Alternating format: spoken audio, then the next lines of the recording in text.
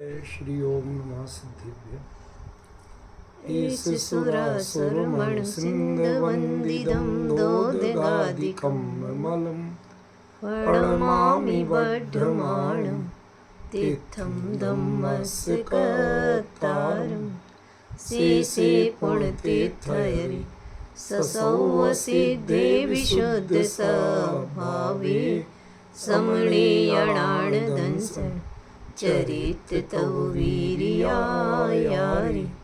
ते सव्वे समगम पत्येगमेव पत्येगं वन्दामि अवट्टन्ते अर्हन्ते मानुषेखेते किच्चा अरिहन्ताणं सिद्धाणं तरणमो गणहराणम् अज्जावैवगाणं साहूढं चैव सवेसिं तेसिं विशुद्धदंस प्राणपहाणासमं समासेज्य उपसंपयामि सम्मं जतूणे वाणसंपत्ति।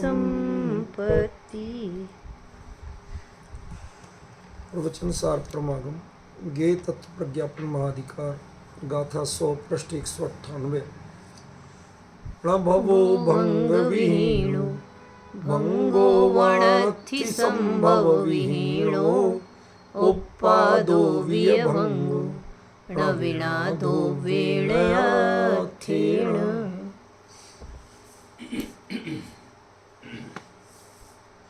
भंग से रहित यानी व्यय से रहित, भव यानी उत्पाद नहीं, और उत्पाद से रहित व्यय नहीं, और उत्पाद और व्यय दोनों ही बिना द्रव्य अर्थ के नहीं होते। समझ गए? उत्पाद और व्यय दोनों ही द्रव्य अर्थ के बिना नहीं होते। इतना शब्दार्थ है, लेकिन जो आचार्य यहाँ बता रहे हैं उनको, और लगातार 3 गाथाओं तक बता रहे हैं, वो चीज़ टीका में नहीं। आप लोग ये अर्थ बिल्कुल मत लेना कि मैं इतने बड़े आचार्यों की समीक्षा कर रहा हूँ। मैं शांति से 3 बार टीका पढ़ने के बाद ये बात बता रहा हूँ। थोड़ा सा आप लोग भी देखेंगे, मैं लिख के भी समझाऊंगा, तो शायद आपको भी समझ में आएगा। टीका में आचार्य ने एक दृष्टांत दिया है। वो दृष्टांत क्या है कि जैसे मिट्टी की पिंड रूप जो पर्याय है, उस पर्याय का जब व्यय होता है तो घड़े रूप पर्याय का उत्पाद होता है।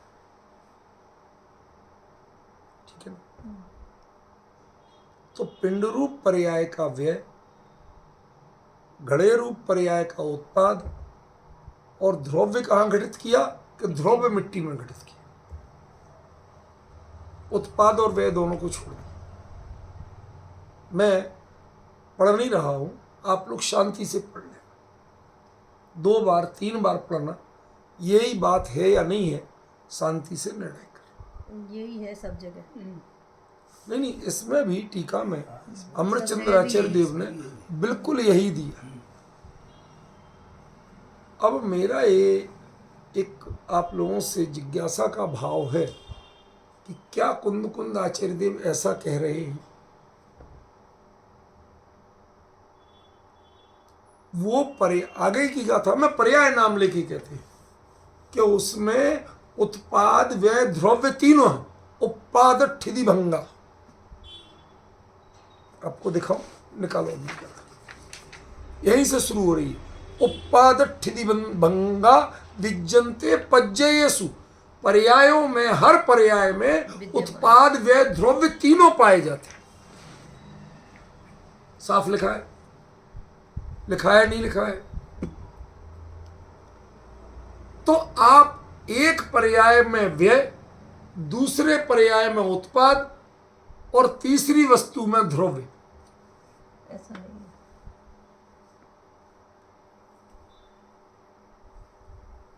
जो उसकी पिंड रूप पर्याय है उसका तो व्यय बता रहे, घड़े रूप पर्याय का उत्पाद बता रहे, और मिट्टी में ध्रुवता बता रहे, जबकि आचार्य मिट्टी की ध्रुवता की बातें नहीं कर रहे। वो कह रहे हैं कि जो उत्पाद व्यय है वो स्वयं द्रव्य रूप है, वो द्रव्य सहित है, वो नष्ट नहीं होता, वो पैदा नहीं होता, वो आपके सामने प्रकट होता है। क्या कहा फिर से? वो समय आते ही अपने आप प्रकट हो जाता है। जैसे एक सिनेमा की रील होती है, इतना बड़ा चक्का होता है, उसमें चढ़ी होती है। अब इंटरवल के समय वो पिक्चर कितने घंटे की है? 3 घंटे की, 12 बजे से 3 बजे तक चलेगी। 10 मिनट की कम मान लो, 10 मिनट का इंटरवल हो, ठीक। चलो, अब 12 बजे से जो उसमें कहा गया कि 1:03 पे अमुक घटना होगी, वो किस आधार पे कहा गया? उस समय प्रकट हुए थे। पूरी बात बताओ कि वो जो उसकी रील है ना, जिसमें वो घटना दिख रही है, वो रील इतनी बाद में है कि जब तक इतना 1 घंटा 3 मिनट के बाद में है वो रील। अब आपने कैलकुलेट किया तो 12 बजे पिक्चर शुरू हो रही है, तो 1:03 पे वो घटना दिखाई देगी। तो मैं पूछना चाहता हूं कि वो रील में वो घटना उस समय पे उस क्रम में विद्यमान है कि नहीं है, या उस समय पैदा होगी? नहीं है। मेरी बात अंतर समझ में आ? कैवल्य की, केवली की और क्रमबद्ध की आप सिद्धि ही नहीं कर पाओगे। अभी जितनी आपको क्रमबद्ध पढ़ी और पढ़ाई जा रही है, इसमें तकरीबन बातें पराश्रित हैं। क्रमबद्ध की सिद्धि के लिए 5 समवाय की कोई जरूरत नहीं। दृढ़ता से कह रहा हूं, 5 समवाय क्रमबद्ध की सिद्धि नहीं करते। क्यों? क्योंकि निमित्त सबके भिन्न भिन्न है। तो एक ही है, फिक्स कर सकते हो आप निमित्त? तीर्थंकरों के सबके वैराग्य के निमित्त एक ही थे, सबके केवल ज्ञान का समय एक ही था। क्या यूनिफॉर्मिटी है? आप कुछ तय नहीं कर सकते। होनहार तो किसकी होनहार खोटी थी? भाई जब होना है तब होगा, जब होना है तब होगा। ये होनहार कोई वस्तु है क्या?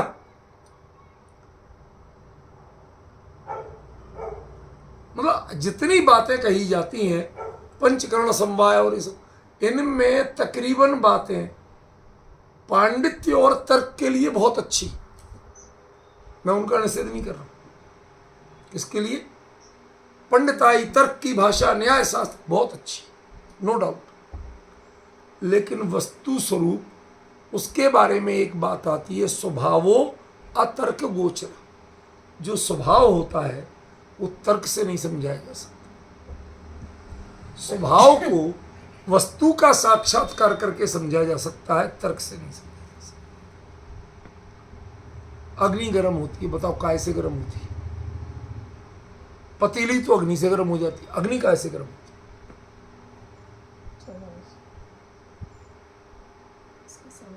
प्रूव करो अब इससे गर्म होती है। पॉइंट समझे? इसलिए स्वभाव जो जिसका है वो अतर्क गोचर है, उसमें आप लॉजिक नहीं लगा सकते, उसमें पंडिताई नहीं लगा सकते। यदि वस्तु में क्रमबद्ध है और केवली अनादि अनंत समस्त पर्यायों को युगपत जानते हैं, तो वह उस समय विद्यमान अर्थ को जानते हैं, अविद्यमान अर्थ को जानते हैं। विद्यमान। यदि अविद्यमान को जानते हैं तो एक बार बोल के तो दिखाओ कि अविद्यमान को जानते हैं। जब जो चीज है ही नहीं तो उसको जानते कैसे? किस रूप में जानते? वो जो पर्याय हो चुकी है आपके हिसाब से वह रूप, उसको कैसे जानते? और जो अभी हुई नहीं है उसको कैसे जानते? और जीवंत जानते, बिल्कुल क्लियर जानते, और वैसा कभी बदल नहीं सकता कोई। इंद्र और जिनेंद्र जो चाहे मेहनत कर ले, उसको कोई बदल नहीं सकता। क्यों? निमित्त के कारण, नहीं, वो अपने समय पर काल लब्धि के कारण। ये सब निमित्त काल लब्धि आदि कुछ वस्तु नहीं है। वस्तु है तो पर्याय की अपनी स्वयं की ध्रुवता है। वो स्वकाल में ध्रुव है, स्वकाल के बाहर नहीं है, ये बात तो मानता हूं। लेकिन वो काल भी नष्ट नहीं होता और काल में वो प्रणति भी नष्ट नहीं होती। वह आपको उस काल में पहुंचने पर दिखती है। केवल ही सर्वकालदर्शी है, इसलिए उन्हें सर्वकाल दिखती है। समझ गया? ये गाथा और इसकी अगली दो गाथाएं लगातार वो पर्याय की उत्पाद व्यय रूप होते हुए भी उसकी ध्रुवता की बात करती है। पर्याय अपने स्वकाल में ध्रुव है, उसे कोई भी हिला नहीं सकता, वो मेरू की तरह है। प्रलय काल में बड़े बड़े पर्वत डोल जाते हैं, लेकिन सुमेरु कभी डोला? प्रश्न समझ में आ रहा है? भाई छोटे मोटे इधर उधर के सब हो जाएंगे, सुमेरु डोला क्या आज तक? सब में भूस्खलन हो गया, सुमेरु में हुआ आज तक? नहीं तो पांडुक सिलाई खिसक जाती। वो जैसे सुमेरु नहीं हिलता है, वो डिगता नहीं है, उसमें स्खलन नहीं होता है, ऐसे एक पर्याय भी, एक उत्पाद व्यय भी वो सुमेरु की तरह है वस्तु व्यवस्था में। जैनाभिमत वस्तु व्यवस्था इस पे टिकी है कि उसे कोई हिला नहीं सकता और उसके स्वकाल के पहले कोई बुला नहीं सकता।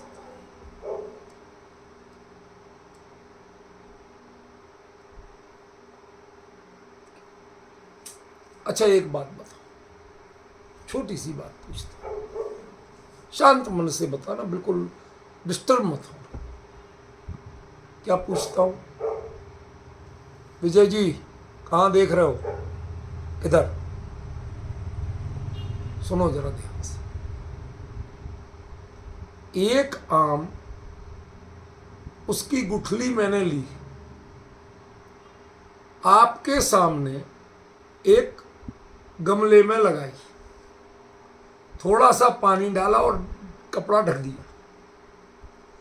2 मिनट बाद उसमें आम का पेड़ दिखा दिया, इतना बड़ा।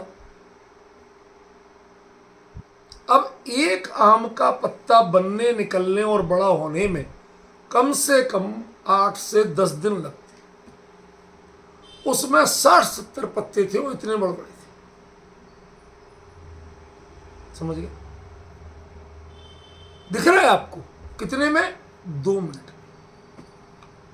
उस जादूगर ने फिर से ढका, अगली बार देखा तो 3 आम लटक रहे थे, कच्ची कैरी।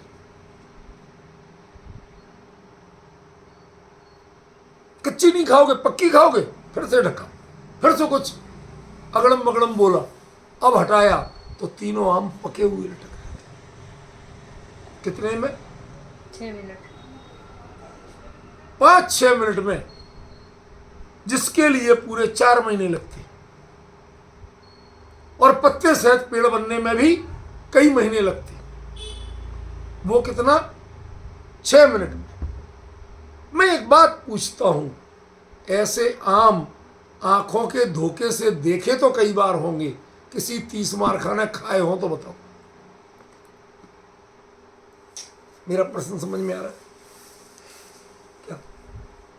एक बच्चा किसी का अभी इतना सा दिखा, नवजात, और देखते देखते, आपके देखते देखते विजय जी वो 6 साल का दिखे, तो उसे मनुष्य का बच्चा मानोगे कि वंतर मानोगे? निरंतर।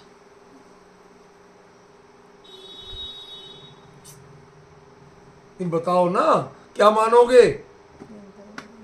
नॉर्मल मानोगे कि एबनॉर्मल मानोगे? वो मनुष्य का बच्चा है ही नहीं। ये तो विक्रिया है, वैक्रिक। और जो औदारिक शरीर है उसमें ऐसी घटनाक्रम घटित होती ही नहीं। विक्रिया से इतने से बन जाओ, इतने बन जाओ, और भी बड़े बन जाओ, हाथी जितने बन जाओ, उससे क्या होता है? वो उसका स्वभाव है, उसका स्वरूप है, उसमें कोई चमत्कार नहीं है। लेकिन यदि आपको चमत्कार दिख रहा है तो तय मानना कि वो नहीं है जिसमें तुम चमत्कार देख रहे हो। वैक्रियक में ऐसा होना चमत्कार नहीं है, और औदारिक में ऐसा तीन काल में हो सकता नहीं। समझ गए? आपको स्थूल दिख रहा है, औदारिक दिख रहा है, छू भी पा रहे हैं, लेकिन आपको देखते देखते बच्चा 6 साल का हो गया जो 6 दिन का भी नहीं दिख रहा था। इसका मतलब क्या है? इसका मतलब यह है कि वो मनुष्य का बच्चा नहीं है, वो औदारिक शरीर नहीं। तय है कि नहीं है? कोई भी इस कार्य यदि आपको समय से पहले, क्रमबद्ध से पहले, हमने पहले कर दिया, हम लेट कर देंगे, ये जो भी ये बातें करते हैं लोग, दुनिया भर की क्रीमें, पाउडर, दवाइयां पोत पोत के खा खा के जवान रहना चाहिए। खांसी तब भी होती है, वजन तब भी नहीं उठता है। बाकी जितने चाहे लीप पोत के जवान बन जाओ, क्या होते हैं? क्या वो उम्र काम नहीं कर रही है? तुम आंखों को धोखा दे सकते हो, वस्तु को धोखा नहीं दे सकते। ये जो क्षोभसम ज्ञान है, चर्म चक्षु से दिखने वाला, इसमें धोखा खा सकते हो, वस्तु धोखा नहीं खाती।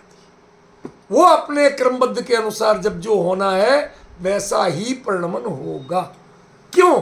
क्योंकि वस्तु ने अपने स्वकाल में उसके परिणमन का स्वरूप तय किया, उससे पहले आप नहीं कर सकते। औदारिक शरीर को 6 मिनट में 6 साल का नहीं बना सकते। समझ गए? यदि होगा तो वो व्यक्ति, उसका स्वभाव है, वो तो है ही स्वभाव, उसमें चमत्कार क्या? इसलिए क्रमबद्ध की सत्ता को चैलेंज नहीं किया जा सकता। क्यों? क्योंकि हर उत्पाद और हर व्यय अपने स्वकाल में ध्रुव्य है।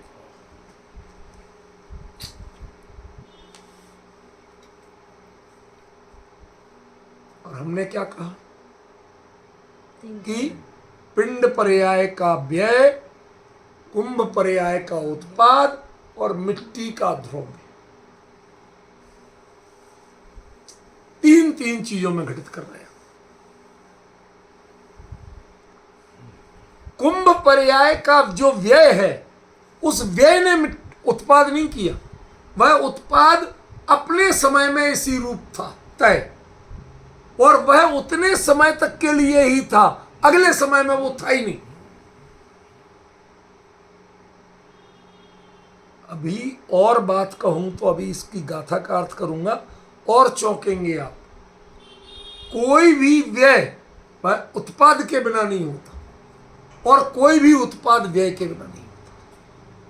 हम दो को अलग अलग कर रहे, पिंड पर्याय का व्यय, घट पर्याय का उत्पाद, दो अलग अलग कर रहे। और यहां क्या कह रहे? न भवो भंग विहीणो, व्यय के बिना कोई उत्पाद नहीं है, आज तक हुआ ही नहीं है। और कोई भी उत्पाद वह व्यय के बिना नहीं हुआ, और कोई व्यय उत्पाद के बिना। इनकी ये जो परिवर्तनशीलता है, ये अपने अपने स्वकाल में ध्रुव है, बिल्कुल पक्की है, सुमेरु की तरह है, इसे कोई डिगा नहीं सकता। क्या इस चीज को समझे? क्या आचार्य जो कह रहे हैं बाकी नीचे वही कह रहे हैं?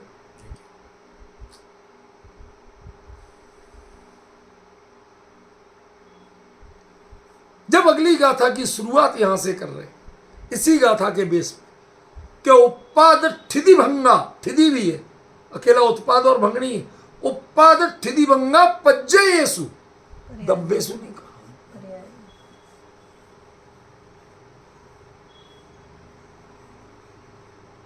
क्लियर शब्द है कि नहीं? अभी हम और आगे उसको द्रव्य भी का वो चीजें अलग है। अब हम सारे विषय लेके बैठ जाएंगे तो खिचड़ी मच जाएगी, दिमाग में समझ में नहीं आएगी। मैं आपको एक एक करके, कल जो चर्चा थी वो कल थी, वो आज नहीं कर रहा। आज जो चर्चा है वो आज कर रहा हूं, वो अगले दिन क्या आएगी वो उसकी क्रमबद्ध बताएगी, उसका स्वकालता है। आज ये समझो कि आचार्य ने क्या कहा, तीन चीजें तीन नहीं है, भंग से रहित व्यय से रहित कोई उत्पाद नहीं। आपने क्या कह दिया, पिंड पर्याय का व्यय, कुंभ पर्याय का उत्पाद। बीच का समय की पर्याय दो चीजें बना दी। उन्होंने कहा कोई भी उत्पाद व्यय रहित नहीं है और कोई भी व्यय उत्पाद रहित नहीं। और ये जो तीनों हैं, ये तीनों, ये दोनों द्रव्य के बिना नहीं। ये चर्चा पर्याय की चल रही है, ये चर्चा वस्तुतः द्रव्य स्वभाव की नहीं। चूंकि पर्याय द्रव्य से नितांत भिन्न नहीं है, इसलिए आगे ये सभी द्रव्य ही है। वो ध्रुवता के कारण का। आज जो अपना चर्चा का विषय है, यदि उसे सही समझ सको तो समझो। कल का विषय आज रिपीट नहीं कर रहा हूं। क्या कह रहा हूं कि जो ध्रुवता है वो पहले तो उत्पाद और व्यय दोनों की है, ये तीसरी चीज की बात नहीं कर रहे।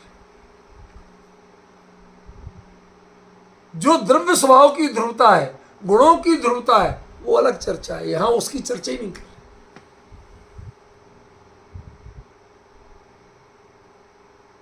क्यों क्यों नहीं कर रहे?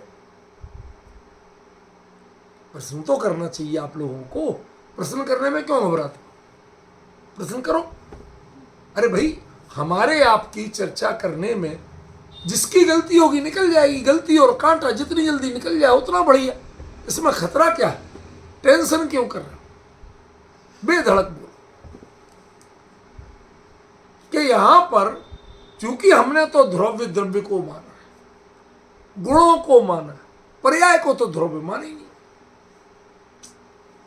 और यहां आचार्य क्या कह रहे हैं?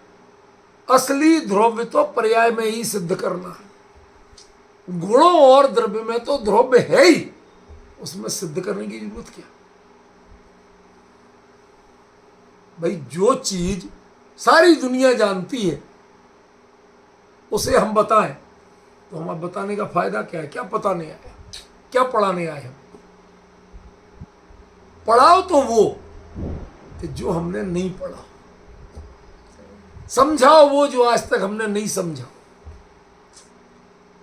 तो आचार्य ने कहा कि गुण और द्रव्य, इनकी ध्रुवता से तो आप परिचित हैं, आपको विश्वास है, भले ही पढ़ा है, देखा तो नहीं है, लेकिन पढ़े लिखे में ही सही आपको भरोसा है। आपको समस्या कहाँ लगती है? पर्याय जो पुरुषार्थ की अपने जो आपके थोड़े अंदर में कीड़ा कुल बुलाता है, ये काय में पर्याय में कुछ ना कुछ छेड़खानी की जा सकती। उन्होंने कहा पर्याय भी ध्रुव है और ध्रुव में कभी छेड़खानी होती नहीं।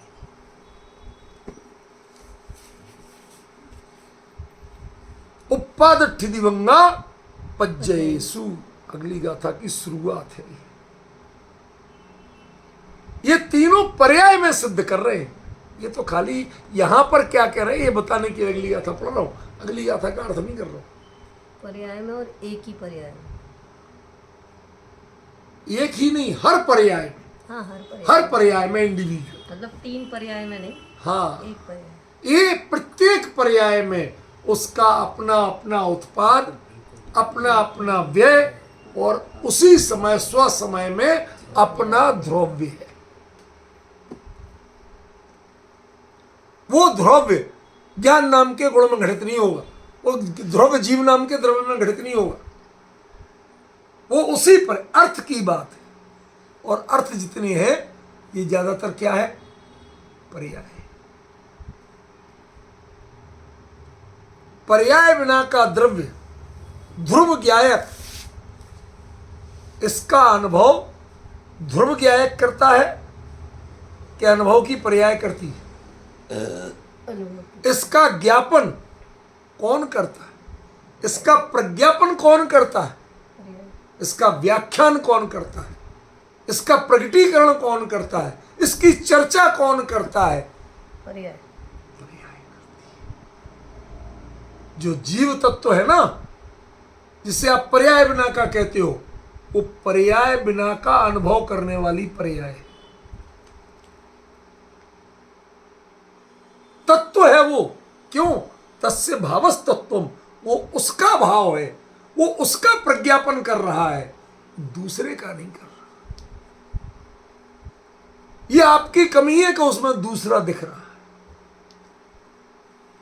जल की लहर में आपको कलर दिख रहा है, आकार दिख रहा है, ज्ञानी को उसमें जल दिख रहा है।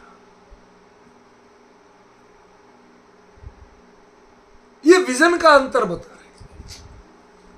चेंज योर विजन, देखने का तरीका बदलो। वस्तु को नहीं बदलना है, देखने का तरीका बदलो। जैसी लाइट पड़ रही वैसा पानी रंगीन दिख रहा। समझदार को कहता, भाई साहब पानी धोना नहीं है, कोई इसमें फिटकरी नहीं डालना। क्यों? रंगीन हुआ ही। यहां से लगातार पानी जा रहा, नीचे से जा रहा, आप अलग अलग पानी नहीं ला रहे। उसी तालाब में से, उसी झील में से वो पानी जा रहा फुहारे में लगातार, और ऊपर से गिर रहा, फिर जा रहा। 2 मिनट लाल दिखता है, 2 मिनट हरा दिखता है, 2 मिनट पीला दिखता है, 2 मिनट सुनहरा दिखता है, 2 मिनट। ये रंग कहां से आए? अरे रंगीन हो गया होता तो एक ही रंग का दिखता। वो रंग को उसने आत्मसात नहीं किया है। रंग कहां है? कि रंग लाइट में। पन्नी लाइट पे चढ़ी है, पानी पे नहीं चढ़ी। समझ गए? वो लाइट से रंग है। असल में तो लाइट में भी अकेली चमक है, पन्नी में रंग है और पानी में दिखता है। हम पानी के रंग पर मोहित होते हैं। ज्ञानी कहते हैं पानी रंगीन हुआ ही नहीं, इसलिए हमें तालाब को धोने की जरूरत नहीं, कोई फिल्टर के सामान डालने की जरूरत नहीं, साबुन तेल फिटकरी कुछ भी नहीं डाल, कोई केमिकल नहीं डाल। क्यों? क्योंकि ये जो तुम्हें बार बार रंग दिख रहे हैं ना, वो पानी वही का, और रंग तुम्हें अलग अलग दिख रहे हैं। यदि अकल हो तो इतने से समझ लो कि पानी रंगीन नहीं हुआ। वरना यदि वो रंगीन हो गया होता तो दूसरा रंग दिखता नहीं, फिर वही रंग दिखता। नीचे वापस आने से पिचकारी में जो रंगीन पानी है उसमें जिस रंग का है वही दिखता है, वही लगता है। यदि दूसरे रंग का लगाना तो दूसरी पिचकारी चाहिए पड़ेगी। यहां पर फाउंटेन वही है, नीचे से पानी वही है, शक वही कर रहा, लेकिन ऊपर अलग अलग दिख रहा। ये जो साइकिल है, ये साइकिल क्या बताता है? पानी रंगीन नहीं। कि पानी रंगीन हुआ नहीं। ये रंग तुम्हारा भ्रम है, तुम भ्रम में आनंदित हो रहे।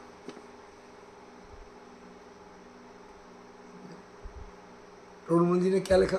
मैं भ्रम से भूलकर प्राप्त पर्याय में मन, भ्रम से भूलकर। दो चीज, भ्रम भी और भूल भी। भ्रम श्रद्धान का है और भूल चारित्र की। कई लोग उस वाक्य का अर्थ नहीं करते।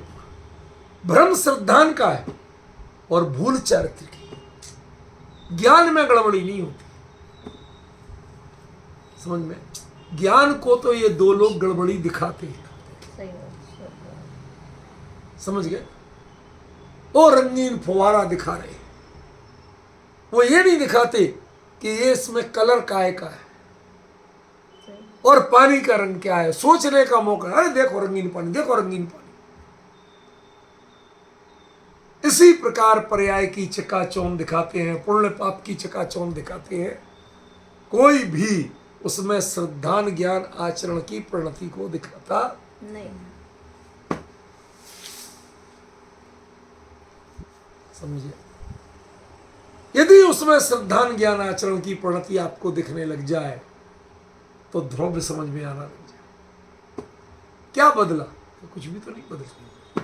वही श्रद्धान, वही ज्ञान, वही आचरण। बदला क्या है ये तो बताओ।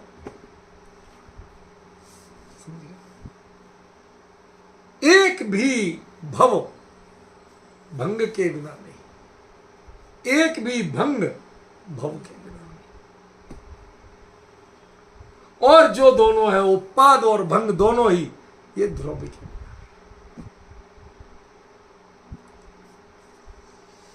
ये ध्रुव कोई मिट्टी नाम का अलग पदार्थ नहीं है, वो दोनों ही ध्रुव है। वो स्वकाल में ध्रुव है। जैनाभिमत वस्तु व्यवस्था की जो परिपूर्णता है, जो खूबसूरती है, वो यही है। हमने जैनाभिमत वस्तु व्यवस्था की खूबसूरती नहीं पहचानी। तो मैं दृष्टांत देता हूँ ना, आप लोगों को लगता है चुटकुला सुना रहा हूँ, पर मैं बहुत भरे हृदय से सुना था कि वो सरदारों की मीटिंग हो गई। उन्होंने कहा साहब, लोग कहते हैं हम पागल होते हैं, खिसके होते हैं, हम तो बिल्कुल नहीं मानते, लेकिन अब लोग वागों ने कहते, उन्होंने भेज भी दिया एक अपने को, सरदार को, जो पढ़ा लिखा था, AA था, ब्रिटेन का आने जाने का खर्च दिया। अरे अंग्रेजों ने सारी आधी दुनिया पर राज किया, उनसे समझदार कोई नहीं। जाके तू रिसर्च करके बता कि हम लोग गड़बड़ क्यों कहे जाते हैं। गया वहां, अब रोज लाइब्रेरी में इधर ढूंढे उधर ढूंढे, कहीं लिखा ही नहीं। तो एक रॉबर्ट नाम का अंग्रेज था, वो कुछ दिन इंडिया रहा था गुलामी के समय, तो उसे थोड़ी हिंदी हिंदी भी आती थी। ओ सरदारों की मस्ती जानता था। अरे ओ प्राजी बादशाह, क्या चक्कर है, क्या ढूंढ रहे हो? कुछ नहीं कुछ नहीं। अरे बताओ तो, तुसी दसो तो सही। अब जरा उसने पंजाबी बोली तो ये भी पिघल गया। कहते यार देखो, किसी से कहना मत। अच्छा नहीं कहो, मैं ये ढूंढने आया हूं कि सरदार लोग खिसके क्यों होते हैं, यहां कहीं लिखा ही नहीं मिल रहा। तो उसने कहा एक बात बताओ, छोटा सा मेरा जिज्ञासा है, बड़ी मार बताओ। उसने कहा इतना बताओ कि साढ़े घर में, साढ़े मेरे इतना तो आप सब जानते ही, साढ़े घर में 4 लोग, एक मेरी नूह माने मेरी पत्नी और 2 मेरे बच्चे, तो चौथा कौन है? अब सरदार जी सिर खुजा रहे कि इसके घर में बात तो सही है, घर इसका और इसके घर में एक इसकी बीवी, 2 इसके बच्चे, तो चौथा कौन है? सरदार जी ने सरेंडर कर दिया, भाई नहीं है ऐसा। कहते हुए बावड़े, जब घर मेरा है तो चौथा मैं हूं, और कौन है? सरदार जी कहते ताली मजा, मिल गया उत्तर। अगली फ्लाइट पकड़ी इंडिया, पूरी संगत इकट्ठी की, सारे इकट्ठे हो गए। अरे मुंडा सीख के आया है, नई रिसर्च करके आया है, अब पता चल जाएगा तो हम लोग भी ठीक हो जाएंगे, जो पुर्जा खराब होगा बदल लेंगे। समझे? अब पूरी संगत इकट्ठी। तो उन्होंने कहा, सरदार जी बोले कि साढ़े घर बिच 4 लोग, एक साड़ी नूह, 2 साढ़े मुन्ने मुंडी, तो चौथा कौन है? बाकी भी नहीं बता, और इतना भी नहीं जानते चौथा वो रॉबर्ट। तुम नहीं जानते। अब समझ में आ गया किस किताब में लिखा मिलेगा? कमी यहां हो रही है और दोष हम दूसरे। पर्याय के बारे में भूल हमारी। आप जितना भी जानने की इच्छा रखते हो, जो कुछ भी जानते हो, जो प्रयास करते हो, जिसमें आकर्षण होता है, वो पर्याय के अलावा है क्या? आप जिस ध्रुव की प्रशंसा करते हो, उस ध्रुव को जानने वाली पर्याय को आप ज्यादा भाव देते हो, माला चढ़ाते हो, अर्घ चढ़ाते हो कि ध्रुव को चढ़ाते हो? बताइए।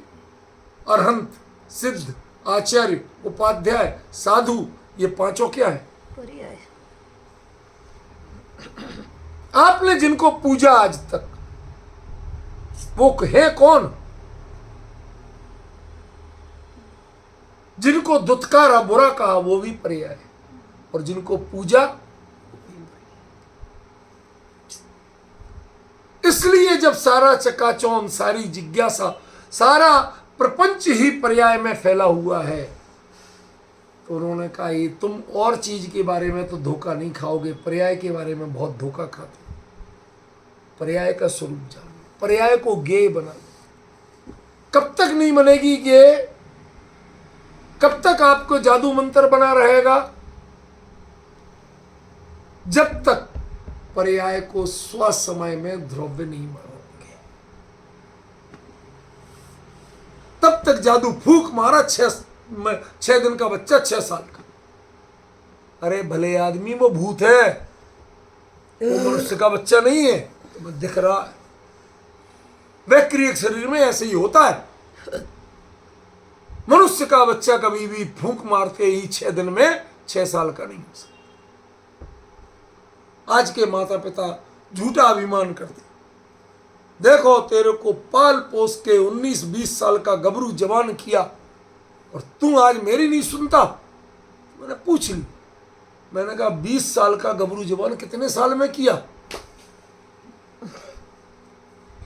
कि 20 साल में। तो 20 साल में तो वो अपने आप हो जाए, तुमने क्या किया? समझ रहे पवन जी? ये हमारे दिमागों में वायरस घुसा।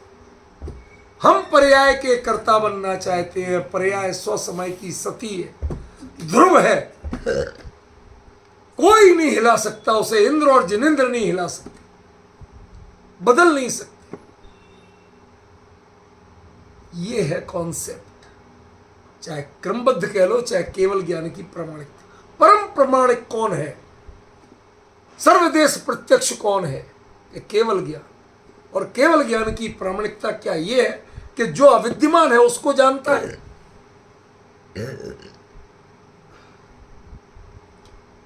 अच्छा एक चीज बताओ, विद्यमान अर्थ, अविद्यमान अर्थ, केवल ज्ञान की चर्चा में यह शब्द आता है कि विद्यमान द्रव्य, अविद्यमान द्रव्य? नहीं। मेरे प्रश्न समझ में आ रहा है? विजय जी भाई साहब क्या कहा? प्रश्न समझ में आ रहा मेरा या नहीं आ रहा? विद्यमान और अविद्यमान जो है, ये अर्थ के साथ लगाते हो, किसके साथ लगाते हो? मुझे ये बता दो।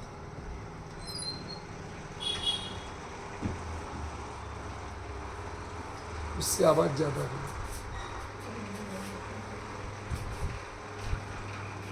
मेरी बात समझ में आ रही? विद्यमान और अविद्यमान ये अर्थ के साथ लगाते हो या द्रव्य के साथ लगाते हो?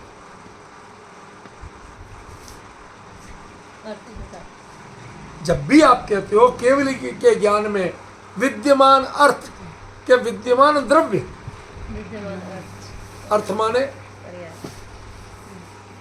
समझ में आ गई बात? कल बहुत चर्चा चली अपनी, बताने की जरूरत नहीं है, क्लियर हुआ?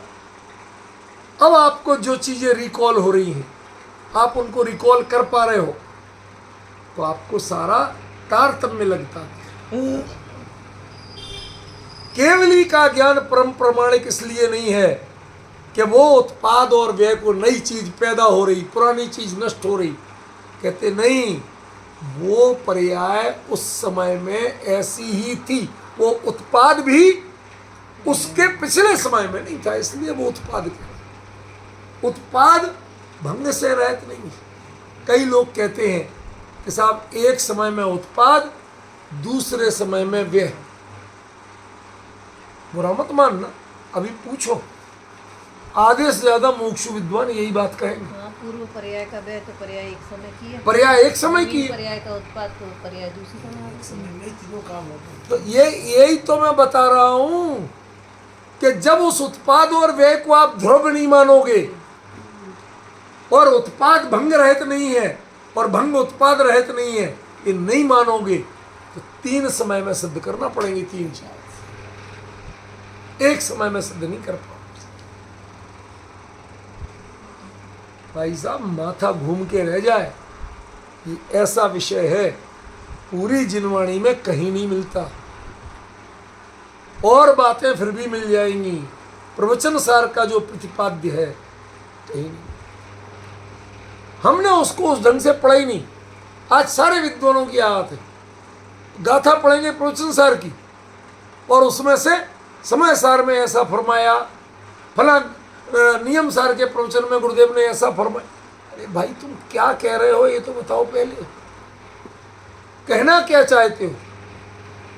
प्रवचन सार में मूल गाथा में आचार्य ने क्या कहा उस पर बात करते हैं, दूसरे से निकाल के नहीं ला सकते आप। मुकेश जी प्रमाण है, जब यहां चली ये चर्चा, पूरा प्रवचन सार अपना तो हो चुका था, ये तो दोबारा चल रहा है, समझ में, जितना रिकॉर्ड नहीं हुआ तो उसके लिए चल रहा। उसमें मैंने कई बार ये सिद्ध करके बताया कि जो चीज प्रवचन सार में कुंद कुंदाचार्य देव ने कही है, नियम सार और पंचास्तिकाय में उसके बारे में ठीक विपरीत कहा। लिखने वाले ग्रंथकार वही, और उन्हें कोई संकोच नहीं हुआ कि मैंने इस बारे में नियम सार में तो ऐसा लिख दिया, मैंने इस बारे में पंचास्तिकाय में ऐसा लिख दिया। कहते कोई बात नहीं, वो क्षरोपम ज्ञान की बात थी, ये केवली के वचन है, इनमें हमें हमसे भूल चूक हुई, इसमें कहाँ है शर्म और संकोच कर। There is no sorry but natural. क्या कोई खेद की जरूरत नहीं है। क्षरोपम ज्ञान केवल ज्ञान के आगे टिकता कहाँ है। क्या यदि इसमें भूल नहीं हो, यही परिपूर्ण जान ले, तो फिर केवल ज्ञान की जरूरत क्या। इसलिए केवली के ज्ञान में जो दिखता है वह हर उत्पाद और हर व्यय वह द्रव्य के बिना नहीं है। इतना बड़ा चमत्कार है पवन जी, ये मैं आपको बता नहीं सकता। बेमतलब में कर्मबद्ध की सिद्धि के लिए 5 करण समवाय ये दुनिया भर की कवायद करते। यदि स्वसमय में पर्याय सती है, ध्रुव रूप है, यदि इतना स्वीकार कर लें तो किसी तर्क वितर्क की जरूरत नहीं। और सबसे लाख सिद्ध करो, दुनिया भर की मेहनत करो, तो भी प्रश्न खड़े रहते हैं। लेकिन स्वसमय की ध्रुवता स्वीकार करने के बाद, स्वसमय का सुमेरु स्वीकार करने के बाद कोई प्रश्न खड़ा हो गई नहीं, क्रमबद्ध पे कोई क्वेश्चन नहीं है।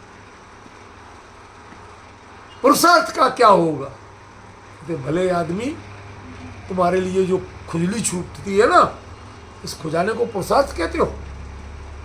ये विकल्प जाल और क्या, खुजली ही तो है, बीमारी ही तो है। निर्विकल्प वो है असली चैतन्य, विकल्प जाल चैतन्य है क्या। ये जो पुरुषार्थ क्या होगा उसका, ये खुजली इसमें छूटती है, विकल्प जाल। वस्तु तो निस्तरंग है, ज्ञान भी निस्तरंग है, चैतन्य निस्तरंग है, उसमें ये तरंगे तुम लाए कहां से। तुम्हें ऐसा पूरे मानसरोवर में लहरें ही लहरें दिख रही हैं, कहते मुझे तो पानी ही पानी दिख रहा है, लहरें दिखेगी। हर लहर जेल रूप है, ऐसे ही हर पर्याय वो ध्रुव रूप।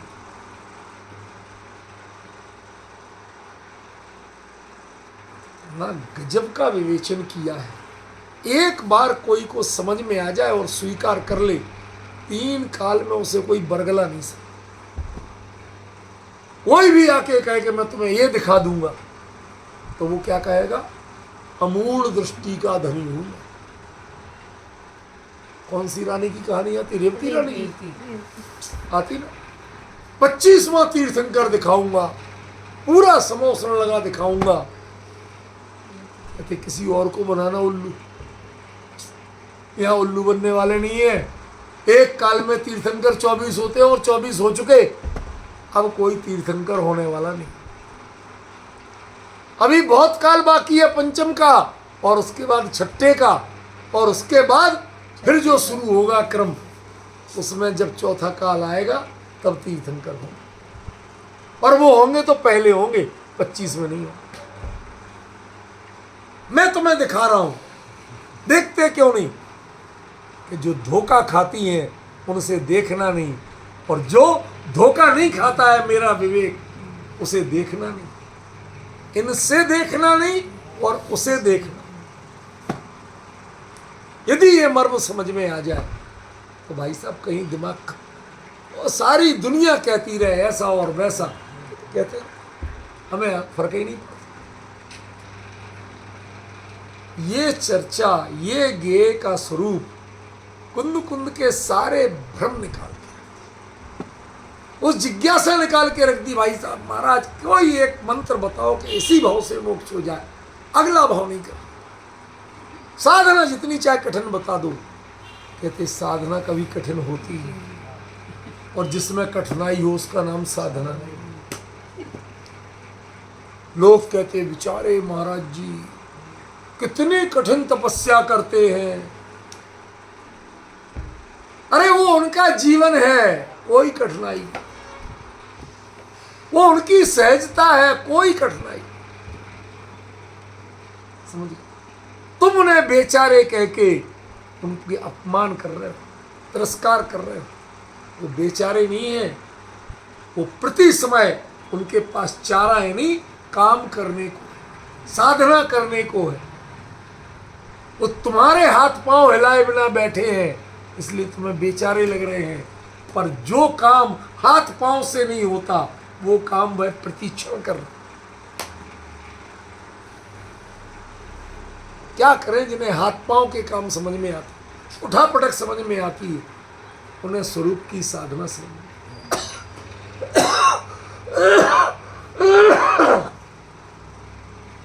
समझे ना? ये बहुत अद्भुत विषय है भाई साहब। मैं एकदम से बढ़ नहीं पा रहा हूं आगे, उसके लिए मुझे क्षमा करना। एक दिन में एक बात क्लियर हो जाए, क्योंकि हम बहुत जो खिचड़ी कर देते हैं, अब हम ये लें, अब हम ये लें, दिमाग का दही हो जाता है। क्षोभसम ज्ञान में इतनी सामर्थ्य नहीं है। पहले ही तो केवल ज्ञान के द्वारा जानी और बताई गई चीज, साक्षात केवली के वचन, वो तुम ले रहे हो और उसमें भी हड़बड़ी करती हो। तुम्हारे ज्ञान में ताकत है।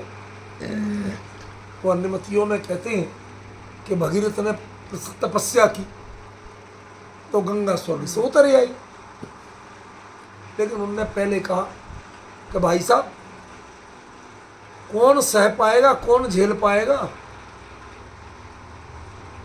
स्वर्ग से उतरने वाली प्रचंड वेगवती गंगा कहानी है, कोई इस रूप में नहीं लेना। क्यों गंगोत्री जलधारा निकलती है, वो तो जरा सी हो, वो तो इधर उधर से मिलते मिलते मिलते मिलते बड़ी हो जाती है। लेकिन उनकी कहानी के अनुसार कौन झेलेगा इसको? जब स्वर्ग से प्रचंड धार गिरेगी तो बड़े से बड़े पर्वत भी चूर चूर हो जाएंगे। कौन झेलेगा इसे?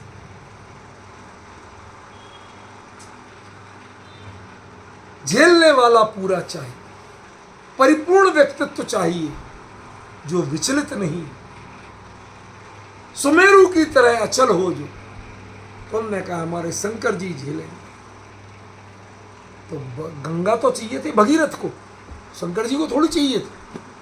उनसे प्रसन्न तपस्या करके उन्हें प्रसन्न किया तो वो राजी तो हो गए। तो धरती पे गंगा कहाँ से आएगी? फिर तो जटाओं में रह जाएगी। तो उन्होंने जटा में से एक बाल निकाल के दिया कि भाई जो तेरे लिए धरती पे इतनी गंगा बहुत है, पूरी गंगा आई हो जाएगा चौपट। जैसे वो एक बाल जितनी गंगा, ऐसे ही भगवान की दिव्य ध्वनि में से अनंतमय भाग गणधर ने जाना, जैसे शंकर जी ने झेल अनंतमय भाग, और उसका अनंतमय भाग द्वादश। एक बाल लेके चल रहे हैं, एक बाल में जितना पानी आया उतना लेके चल, और तुम गर्व करते हो कि हम केवल ज्ञान को जानते हो, हम इस विषय को आगे ले लें। अरे इतना गंभीर विषय है, एक दिन में एक विषय समझ में आ जाए तो सौभाग्य बना, कोई हड़बड़ी करने की जरूरत नहीं। समझ में, मुझे हड़बड़ी करना होती तो कब के फटाफट फटाफट पूरा कर देते। हम भी कह देते आ तो गए नहीं चर्चा छे, आमा શું છે, શું નથી, ये बताओ क्या नहीं है। समय सार का जो सार है वो भी इसमें। आप तो अप्रतिबुद्ध को अनुभव कराने वाले हो, आप पर्याय को प्रतिबुद्ध बनाने चलते हो। यहां तो संपूर्ण प्रतिबुद्धता जो समझ जाए उसका नाम प्रवचन सार। जिसने भंग विहीन भव और भव विहीन भंग इसको जान लिया, और इन सब में उत्पाद और भंग में भी ध्रुवता है इसको जान लिया, वो चाहेगा कि महाराज अगला भाव नहीं हो, इसी भाव से मोक्ष करा दो ना मुझे, कोई प्रश्न नहीं। अब कितना बड़ा विकल्प था, अगले भाव में आवृत्ति होना पड़े, क्या करें, बहुत डिमोशन हो जाए। ये जो मान कसाय जोर मार रही थी, किसके लिए रो रहे हो कुंद, किसका भय कर रहे हो। हर पर्याय अपने समय की ध्रुव है, हर उत्पाद और हर व्यय वो अपने समय का ध्रुव है। उसे चैलेंज करोगे, उसे बदलोगे, सुमेरु उखाड़ के बदलोगे, फेंकोगे। एक पर्याय का उत्पाद भी सुमेरु के समान ध्रुव, एक पर्याय का स्वसमय का जो व्यय है वो सुमेरु के समान ध्रुव। कोई भी उसको चैलेंज नहीं कर सकता, परिवर्तन नहीं कर सकता। ये तो आचार्य देव ने बताया, और हमने उसे 3 चीजों में बता दिया कि हाँ साहब, पिंड रूप पर्याय का व्यय हुआ, घड़े रूप पर्याय का उत्पाद हुआ, और मिट्टी रूप पर्याय ध्रुव रह गई। ये न्याय की शैली ने, अरे न्याय तो सच बताऊं, अध्यात्म में न्याय की प्रधानता है, टोडरमल जी ने कही है, बिल्कुल सही, मैं मानता हूं, लेकिन वो प्रारंभिक लेवल, समय सार के लेवल। प्रवचन सार जैसे गंभीर विषय, केवल ज्ञान जो वस्तु स्वरूप का साक्षात्कार कर रहा है और अपने स्वरूप का भी, उसके लिए ये बच्चों की बातें मत लगाओ। ना उसमें स्मृति प्रमाण है, ना पृथ्वी ज्ञान प्रमाण है, ना तर्क प्रमाण है, ना अनुमान प्रमाण है, ना आगम। उसमें तो जो कुछ भी चाहे खिर रही है वाणी, जो ज्ञान में विराज रहा है वो स्वयं में, वस्तु में जैसा है वो स्वयं में प्रमाण है। उसके लिए किसी प्रमाणांतर की अपेक्षा नहीं है, कोई सर्टिफिकेट नहीं चाहिए।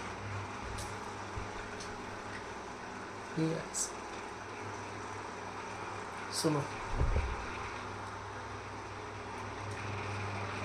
एक व्यक्ति ने पहली क्लास में एडमिशन, अब अगली क्लास में एडमिशन लेने जाना तो प्रमाण पत्र चाहिए कि नहीं चाहिए? पहली क्लास पास करने की सब लेते। अब उसने रिसर्च की, जो नहीं जानते थे ऐसी चीज को अपने से जाना। अब उसे किस प्रमाण पत्र की जरूरत है?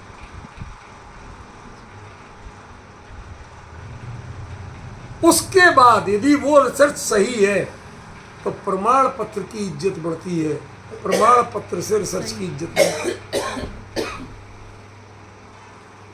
समझ रहे हो? Thesis more than certificate. समझिए, सर्टिफिकेट हर्षित होता है कि मैं इसके लिए मिला। गणधर देव 4 ज्ञान के धनी होते बोल होते कि नहीं होते, और उनमें भी सबसे फाइन सुप्रीम मति ज्ञान भी सर्वोत्कृष्ट, श्रुत ज्ञान भी सर्वोत्कृष्ट, अवधि ज्ञान भी सर्वावधियां, और मन पर ज्ञान भी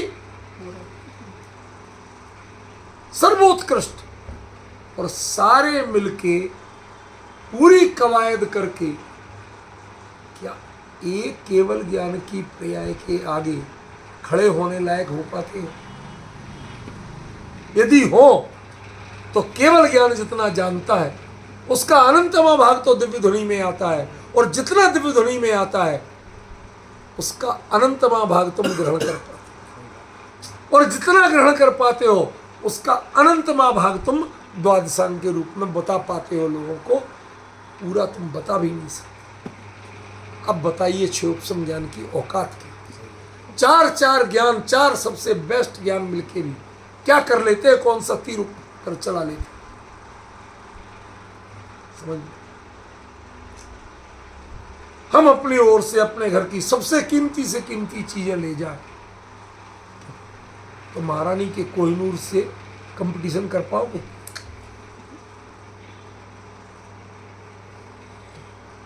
हम अपने सबसे कीमती बर्तन ले जाएं तो बेस कीमती रत्न से कंपटीशन होगा? तुम केवल ज्ञान से कंपटीशन करने चले हो अपने क्षयोपम ज्ञान। ये वचन केवली के हैं। क्या उत्पादो भी भंगो न बिना धोबिण ध्रुव अर्थ के बिना उत्पाद और व्यय भी नहीं, और कोई उत्पाद अलग नहीं है, कोई व्यय अलग नहीं है। तो जो उत्पाद है वो अपने व्यय के साथ, उसके लिए अगला समय नहीं चाहिए, और जो व्यय है वो अपने उत्पाद के साथ है, उसके लिए भी पराधीनता नहीं है, अगली पर्याय की अपेक्षा। तो अभी ये व्यय हो जाएगा? कहते बिल्कुल नहीं होगा। तो फिर व्यय क्यों है? कि अगली में नहीं पाया जाएगा इतनी। ये अपने स्वसमय में तो शाश्वत रहेगा, अविनाशी है, अक्षय है, इसे कोई नष्ट नहीं कर सकता। अमृत पी के पर्याय पैदा, वो मर ही नहीं सकती। ये जो रहस्य बताया, ये रहस्य पर्याय की अमरता का रहस्य। अन्य मतियों में आता है कि वो अमरनाथ गुफा, कहते वहां शंकर जी पार्वती जी को कोई कथा सुना रहे थे, उन्होंने सबको दूर कर दिया, कोई नहीं आना, बाहर अपने गणों को बिठा दिया, किसी को आने मत देना यहाँ, नहीं तो कोई सुन लिया अमर हो जाएगा। पर संसारी जीव यदि अमर हो जाए तो वो समस्या के अलावा कुछ पैदा नहीं करता, क्योंकि मरूंगा तो है नहीं, तो जिस चाहे को छेड़ेगा, जहां चाहे उपद्रव करेगा, क्योंकि डर तो मरने का था ना। उनने कहा इन संसारियों से बचाना बड़े खतरनाक होते, इन्हें अमृत का पाठ पढ़ाना बड़ा खतरनाक, इनको तो दूर ही रखना। अब वहां एक कबूतर कबूतरी गुटगुम कर रहे थे, उधर ध्यान नहीं किया, उनने सुन ली, कहते वो अमर हो गए। यहां भी 2 कबूतर कबूतरी है, एक का नाम उत्पाद, एक का नाम ध्रुव। इनने ध्रुव की कथा सुन ली, ये भी अमर हो, सो समय में अमर है। समझिए भाई साहब, इस चीज को जिन्होंने जाना नहीं, पहचाना नहीं, समझा नहीं, उनको क्या समझाएं जैन दर्शन क्या है। इस लेवल पर पहुंचने के लिए केवली के वचन को साक्षात ये धारा है, अमृत की धारा, स्वर्ग की गंगा जैसे दिव्य ध्वनि, उसके वचन कुंद कुंद शिवजी बन के ले आए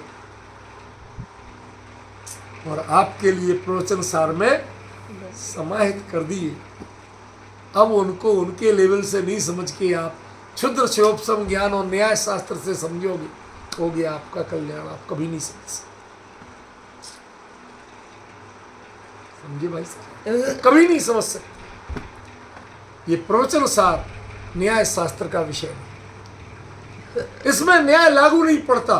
केवली के वचनों में क्षोभसम के ज्ञान, क्षोभसम के प्रयोग को लागू नहीं पड़ता। क्षोभसम का प्रयास होना चाहिए कि वह केवली के वचन को उनके अनुसार समझे।